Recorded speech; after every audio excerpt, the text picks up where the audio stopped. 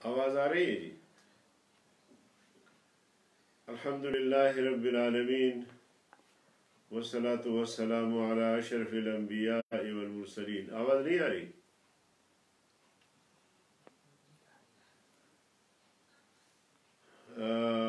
आप हज़रात ने चूँकि कॉन्फ्रेंस तिलावत कलाम पाक से शुरू नहीं की तो एक मुख्तसर आयत जो है वो मैं अर्ज़ रखना चाहूँगा। औज़ु बिल्लाहि मिनश शैतानिर रजीम, बिस्मिल्लाहिर रहमानिर रहीम। या अय्युहल्लज़ीना आमनु इस्तईनु बिस्सब्रि वस्सलात इन्नल्लाहा मअस साबिरीन वला तक़ूलू लिमन युक़्तलु फ़ी सबीलिल्लाहि अमवात बल अहयाउन वलाकिन ला तशऊरून वलनबलुवन्नकुम बिशैइन मिनल खौफ़ि वल-जु'i वनक़्सिम मिनल अमवाल वल-अनफुसि वस्समरात वबश्शिरिस साबिरीन अल्लज़ीना इज़ा असाबतहुम मुसीबा क़ालू इन्ना लिल्लाहि व इन्ना इलैहि राजिऊन। सदक़ल्लाहुल अज़ीम। शुरकाए वीडियो लिंक कॉन्फ्रेंस और मेरे इंतहाई काबिल सद एहतराम जनाब बिलावल भुट्टो ज़रदारी साहब, कायदे हिज़्ब इख्तिलाफ जनाब मियाँ शहबाज शरीफ साहब और ज़ुअमाए मिल्लत और अपोजिशन और हुकूमत में शामिल बाज़ जमातों के कायदीन, अस्सलामु अलैकुम व रहमतुल्लाहि व बरकातुहू। इस बीमारी के हवाले से जिस तासुरात का, जिन ख़दशात का आप हज़रात ने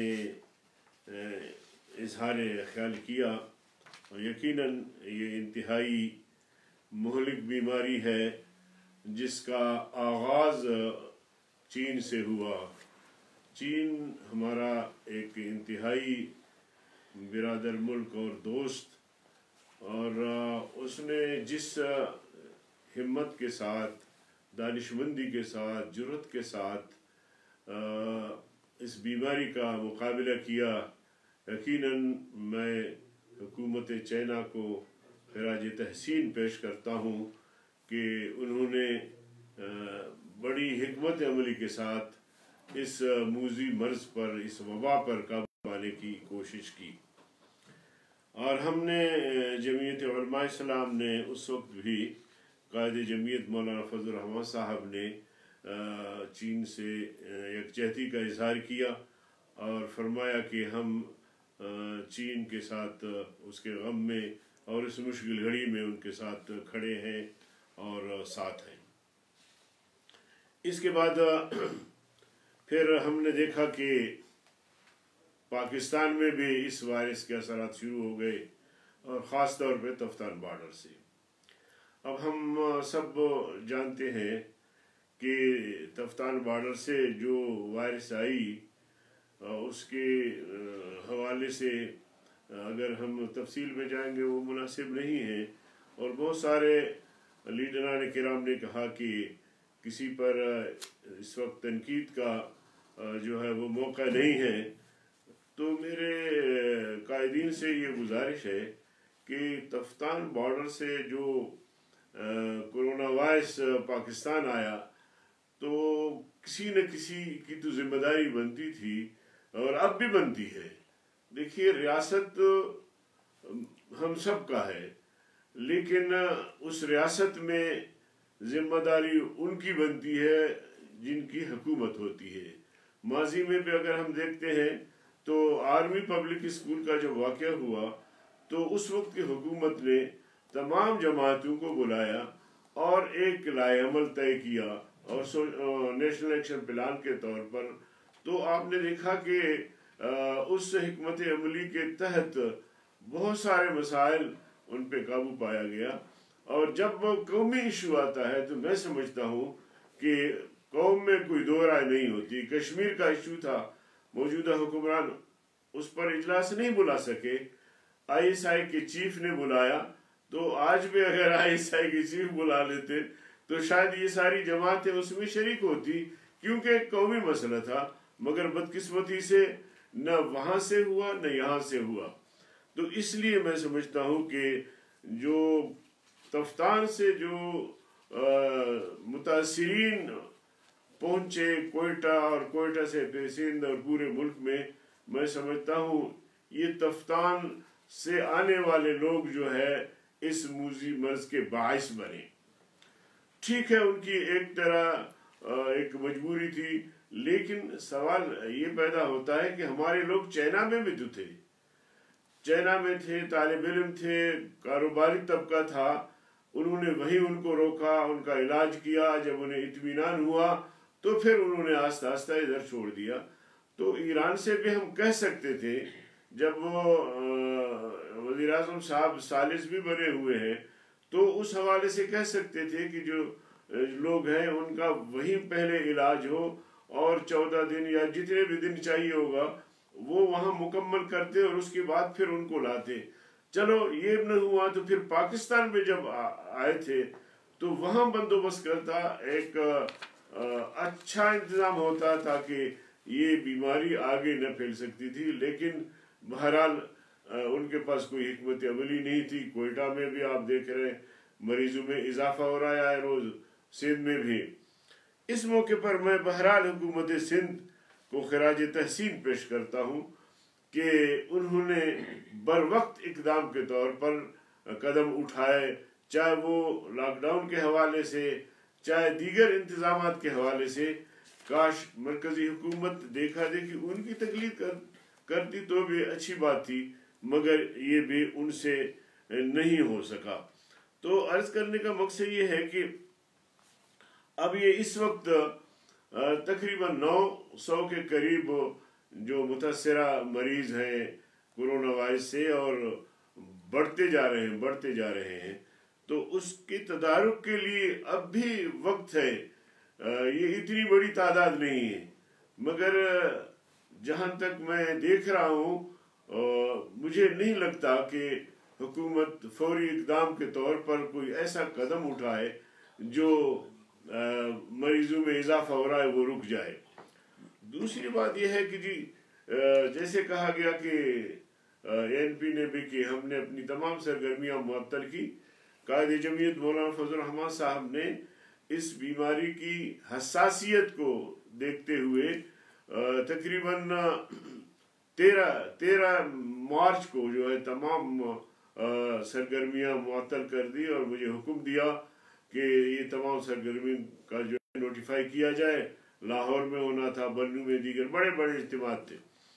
اس کے ساتھ ساتھ پھر ہم نے جو ہماری ذیلی تنظیم ہے جو سیکورٹی کا کام کرتے ہیں، یا اس طرح جب کوئی آفت آ جائے، ماضی میں جیسے یہاں زلزلہ آیا اور اسی طرح یہاں سیلاب آیا، دیگر آفتیں آتی رہی ہیں، تو اس موقع پر ہمارے رضاکاروں کی تنظیم جو ہے بڑھ کر لوگوں کی مدد کرتی ہے۔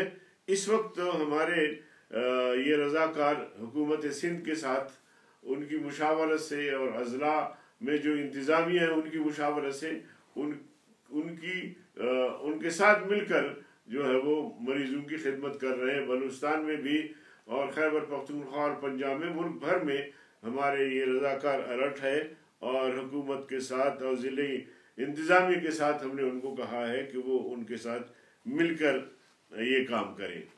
اگر سوال یہ ہے کہ دیکھیں ابھی ابتدائی مراحل ہے، میرے خیال میں اب تک یہ جو مہینہ سوا مہینہ یا 1.5 مہینہ ہوا ہے، ابتدائی مراحل ہے، ابتدائی مراحل میں بھی ہم قابو نہیں پا سکے۔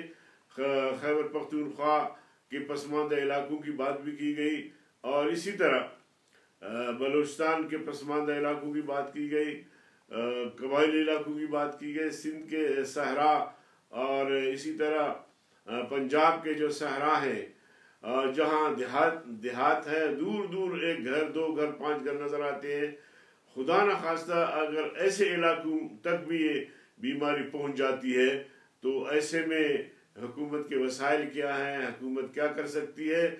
اس وقت بظاہر جو ہم دیکھ رہے ہیں اس میں حکومت کوئی پیش رفت نہیں کر پا رہی، اور اگر خدا نخواستہ یہ وبا پھیلتی ہے تو پھر حکومت کیا کر سکے گی؟ اس کے لیے بہت پہلے جیسے کہا گیا کہ یہ اجلاس پہلے ہونا چاہیے، اور ہم نے تو تمام تر اختلافات بالائے طاق رکھ کر حکومت کو تعاون کی پیشکش کی۔ حکومت کو چاہیے تھا کہ بر وقت قومی قیادت کو بلا کے کوئی فیصلے کرتے اس بیماری کے حوالے سے، تاکہ یہ بیماری آگے نہ بڑھتی، مگر بدقسمتی سے ایسا نہیں ہو سکا۔ میں ان ڈاکٹرز کو بھی خراج تحسین پیش کرتا ہوں کہ جان ہتھیلی پہ رکھ کے جو ہے وہ قوم کے لوگوں کو جو ہے وہ دوائیاں فراہم کر رہے ہیں، ان کا علاج کر رہے ہیں، اور ان میں سے ایک ڈاکٹر جو اسامہ ہے وہ شہید بھی ہو گیا ہے۔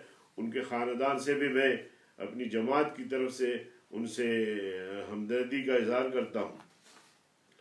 اسی طرح آپ دیکھیے کہ وینٹیلیٹر، اب اس کا بھی فقدان ہے، ہمارے پاس نہیں ہے۔ ایسے حساب کتاب دیتے ہیں تو سینکڑوں میں ہے یا درجنوں میں ہے۔ تو میری گزارش ہوگی، یہ مطالبات ہیں اگر قرارداد میں شامل کیے جائیں تو اس کا بھی فوری طور پر بندوبست ہونا چاہیے، کیونکہ یہ مرض بڑھنے کا خدشہ موجود ہے۔ ایسا بھی نہیں کہ ہم خواب غفلت میں سوئے رہے کہ جی اب تو قابو پا لیا، لیکن میرے خیال میں ایسا نہیں ہے۔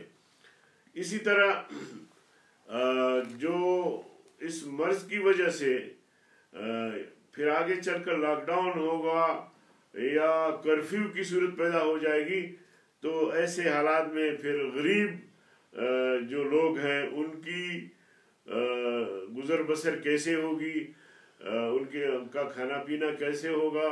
وہ تو بیچارے پہلے ہی غربت زدہ ہیں، تو ایسے میں جب وہ ہاتھ کی کمائی بھی نہیں کر سکیں گے، محنت مزدوری نہیں کر سکیں گے، تو ان کی پوزیشن کیا ہو سکتی ہے؟ تو اس حوالے سے میں ایک تجویز دینا چاہتا ہوں کہ یومیہ دہاڑی پر کام کرنے والے کو لاک ڈاؤن اور کرفیو کے دوران یومیہ کے حساب سے وظائف دیے جائیں۔ اگر یہ دورانیہ 15 روز کا ہے تو 7,500 روپے، اگر دورانیہ 1 ماہ کا ہے تو 15,000 روپے دیے جائیں۔ یہ ایک مطالبہ ہے میرا جو اگر قرارداد میں شامل کیے جائے۔ اور اسی طرح دوسرا مطالبہ ہے کہ تمام صحت کے ادارے، خواہ وہ نجی ہوں یا سرکاری ہوں، کورونا ٹیسٹ مفت کریں اور تمام طبی سہولیات حکومت پاکستان مفت فراہم کریں۔ تو یہ چند گزارشات تھی۔ اس ضمن میں میں مزید یہ عرض کرنا چاہوں گا کہ دیکھیں، جیسے میں نے کہا کہ حکومت ذمہ دار ہے، یہ ذمہ داری حکومت کی تھی، یہ کانفرنس وہ بلاتے، بر وقت بلاتے۔ میں خراج کرتا ہوں پیپلز پارٹی کی قیادت کو، مسلم لیگ کی قیادت کو، آپ سب کو، کہ آپ نے اس مسئلے کو سنجیدہ لیا، اگرچہ تاخیر سے ہو رہا ہے لیکن آپ نے اس کو سنجیدہ لیا کہ یہ انسانی مسئلہ ہے، اور خدا نہ کرے کل ایک انسانی المیہ پیدا ہو جاتا ہے تو اس صورت میں ہم کیا کر سکتے ہیں؟ لیکن ہم آپ لوگوں سے اپیل کر سکتے ہیں، مخیر حضرات سے چندے کی اپیل کر سکتے ہیں، اپنے رضاکار، اپنے کارکن ان مصیبت زدہ لوگوں کے لیے بھیج سکتے ہیں، لیکن بنیادی کردار ریاست کی ہے۔ ریاست کو اس کی کردار، ان کی ذمہ داریوں کی اگر ہم یاد دہانی کریں تو یہ کوئی سیاست نہیں ہے، بلکہ یہ انسانی بنیادوں پر۔ آپ دیکھیں کہ پی ٹی آئی یا ان کی حکومت پہاڑ کے ایک چوٹی پر تھے تو ہم پہاڑ کے دوسرے چوٹی پر تھے، لیکن ہم نے سمجھا کہ نہیں، یہ ریاستی مسئلہ ہے، یہ قومی مسئلہ ہے، یہ قومی سلامتی کا مسئلہ ہے۔ اس حوالے سے ہم نے تمام تر اختلافات بالائے طاق رکھ کر میدان میں اترے اور حکومت کو بھی اپنی خدمات پیش کی، اور اللہ کے فضل و کرم سے اب ہمارے رضاکار ملک بھر میں جو ہے وہ متحرک ہوئے ہیں، جان ہتھیلی پہ رکھ کے، جان خطرے میں ڈال کے۔ وہ انتظامات بھی ان کے پاس نہیں ہیں لیکن وہ مریضوں کے ساتھ جا رہے ہیں تو اس طرح میں تمام جماعتوں سے اپیل کروں گا کہ وہ بھی اپنے کارکنوں کو متحرک کریں تاکہ یہ جو قومی خدمت ہے ہم ہی سر انجام دیں. اگر حکومت سے نہیں ہوتی تو بہرکیف یہ ساری چیزیں ہمارے سامنے ہیں اور اس پر ہمیں قومی سطح پر مل کے کردار ادا کرنا چاہیے تاکہ اس موضوع پر قابو پایا جا سکے. یہاں کچھ الفاظ ایسے استعمال ہوتے ہیں کہ ہم اس بیماری کا مقابلہ کریں گے. میں نے کہا کہ اگر بیماری کا مقابلہ، یہ بیماری اللہ تعالیٰ کی طرف سے ہے. اگر آپ یہ کہیں کہ جی ہم اس بیماری سے نجات کے لیے اپنی تمام تر صلاحیتوں کو بروکار لائیں گے تو یہ بہتر ہوگا. اور اس ضمن میں پوری قوم سے استغفار کی اپیل بھی کروں گا کہ وہ استغفار کریں، انفرادی طور پر یا اجتماعی طور پر. ہم سے جو غلطیاں ہوئے ہیں، ہم نے جو گناہ کیے ہیں، اجتماعی فیصلے کیے ہیں، اس ریاست کے حوالے سے بھی ہم سوچیں کہ 70-72 سال ہمیں ہو گئے اور آج تک ہمارا قدم آگے نہیں بڑھ رہا، پیچھے کو جا رہا ہے. اس کی بنیادی وجوہات کیا ہیں؟ کیا ہمارے غلط فیصلوں کے وجہ سے تو یہ عذاب ہم پہ نہیں آ رہا، ہم پہ یہ عذاب مسلط نہیں ہو رہا؟ تو ایسے میں بہرحال ہمیں ہر ایک کو اپنے گریبان میں بھی جھانکنا ہوگا کہ ہم نے اس ملک کے لیے، اس قوم کے لیے کیا کیا ہے. اور اگر ہم نے اجتماعی طور پر غلط فیصلے کیے ہیں تو پھر بحیثیت قوم، بحیثیت پاکستانی ہمیں مل کر اجتماعی طور پر استغفار کرنا چاہیے، توبہ کرنا چاہیے، اللہ سے معافی مانگنا چاہیے. اور یہی میں عرض کرنا چاہ رہا تھا آپ سے. اگر کوئی بات اچھی معذرت چاہتا ہوں، لیکن ہمیں بہرحال بحیثیت قوم مل کے اجتماعی توبہ اور استغفار کرنا چاہیے اور آئندہ ایسے غلطیوں کو نہ دہرانے کا وعدہ کرنا چاہیے. بہت شکریہ آپ سب قائدین کا. وآخر دعوانا